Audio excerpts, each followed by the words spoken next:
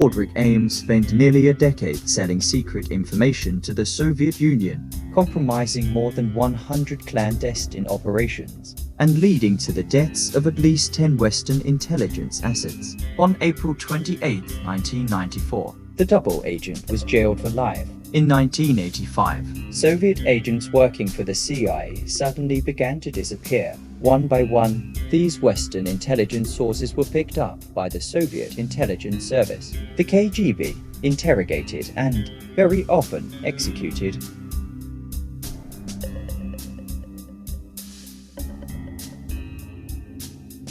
Oleg Gordievsky was one of those double agents. As the KGB station chief in London, he had been secretly working for the UK's Foreign Intelligence Service, MI6, for years. But one day, he found himself in Moscow, drugged, exhausted after 5 hours of questioning, and facing the very real possibility of death by firing squad. Gordievsky narrowly escaped with his life after MI6 smuggled him out of the Soviet Union in the boot of a car. Afterwards, Gordievsky tried to work out who had given him up. For nearly 9 years, I have been guessing who was the man, who was the source who betrayed me, and I didn't know any answer, he told the BBC's Tom Mangold in an interview with Newsnight on 28 February 1994. 2 months later, Gordievsky would get his answer when veteran CIA officer Aldrich Ames stood up in Earl's courtroom and confessed to compromising virtually all Soviet agents of the CIA and other American and foreign services known to me. On April 28, 1994, Ames admitted that he had divulged the identities of more than 30 agents spying for the West and compromised more than 100 clandestine operations. Known to the KGB by his code name, Colonel the Bell, Ames's betrayal had resulted in the execution of at least 10 CIA intelligence assets, including General Polyakov, a senior official in Soviet Army intelligence, who had supplied information to the West for more than 20 years. Ames, the most damaging KGB mole in its history, was convicted and sentenced to life without parole, just as British spy Kim Philby's exposure as a Soviet agent in the 1960 seconds had rocked the UK establishment. It was now Washington's turn to stare in disbelief at the extent of Ames's damage, said Mangold in 1994.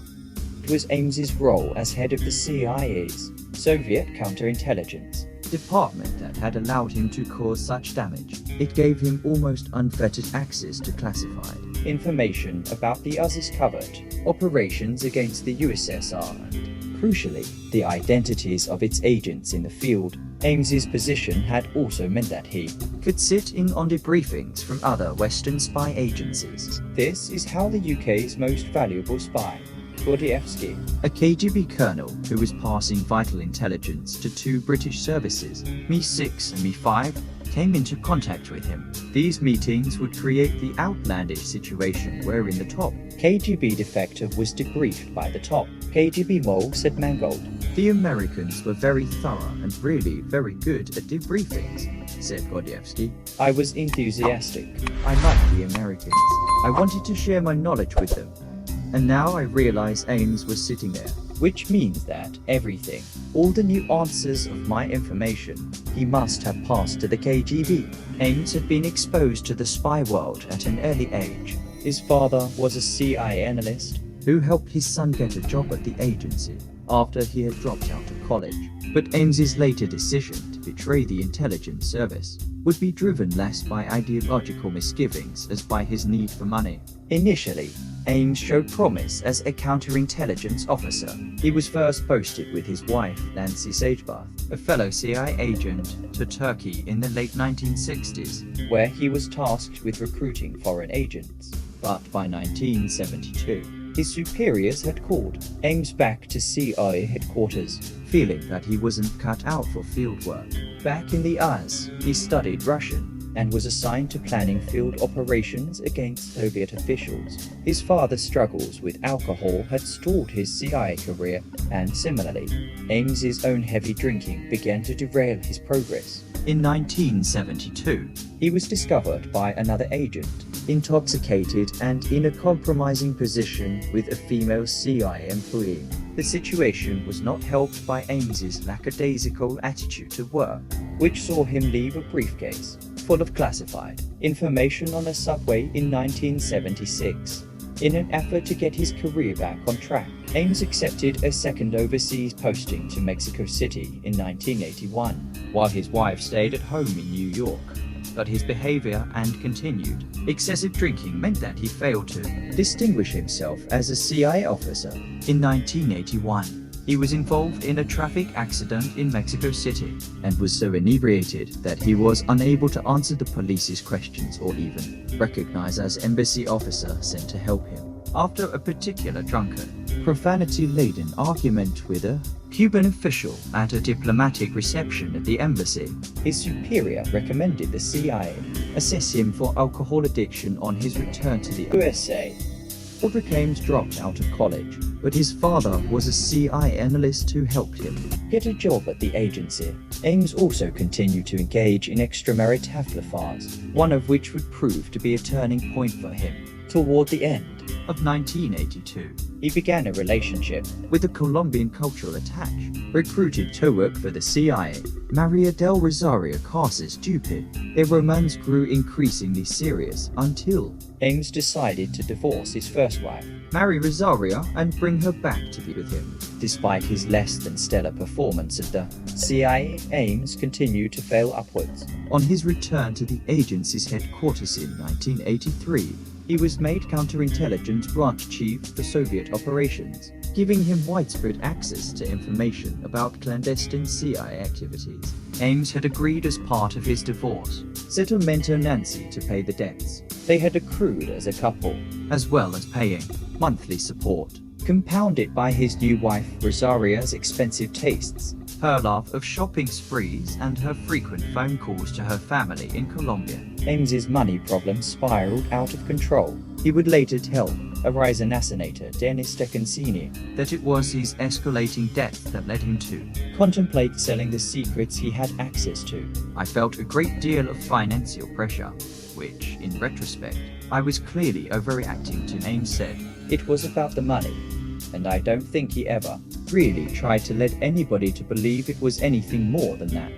FBI agent Leslie G. Weiser, who was involved in the investigation that led to Ames's arrest, told the BBC's Witness History in 2015. On April 16, 1985, having had a few drinks to build up his courage, Ames walked straight into the Russian embassy in Washington, D.C. Once inside, he passed the receptionist an envelope containing the names of some double agents, documents showing his credentials as a CIA insider, and a note demanding $50,000. He would claim in a Senate report that he had initially believed this to be a one-time deal to get him out of his financial black hole, but he soon realized that he had crossed a line, and I could never step back. For the next 9 years, Ames was paid to pass over our wealth of top-secret information to the KGB. He would take classified documents detailing everything from listening devices connected to Moscow space facility to new state-of-the-art technology that was able to count Soviet missiles, nuclear warheads, wrap them in plastic bags, and simply carry him out of the CIA. Since his role involved official meetings with Russian diplomats, he was often able to meet his handlers face-to-face without rousing suspicion. He would also leave packets of classified documents in secret, pre-arranged sites called dead drops. If he was going to make a dead drop earlier, he would place a chalk mark on a mailbox, for instance, and the Russians would see that chalk mark, and then they would know that the drop had been loaded with the documents, said Weiser. Later, when they retrieved the documents, they would go and erase the chalk mark. He would then know that the transfer of documents was done safely and securely. It was through Ames's leaking of secret intelligence information that the KGB would identify virtually all of the spies in the Soviet Union, effectively shutting down its USA-covered operations there. I'm not aware of any other spy or mole in the USSR that has caused such a loss of human life in terms of human assets, said Weiser. The sudden disappearance of so many CIA assets did raise alarms and trigger the search for the mole within the agency in 1986. but Ames would continue to slip Under the radar for the best part of a decade, Ames is highest-ranking CIA officer ever to be exposed as a double agent, and he was paid handsomely for his treachery. receiving a total of about $2.5 million from the Soviet Union. Ames made Little attempt to hide his newfound wealth, despite never having a salary of more than $70,000 a year. He bought a new $540,000 house in cash, spent tens of thousands of dollars on home improvements, and purchased a Jaguar car. it would be his lavish lifestyle and spending that would place him in the spotlight. And led to his eventual arrest by Wise's FBI team in 1994.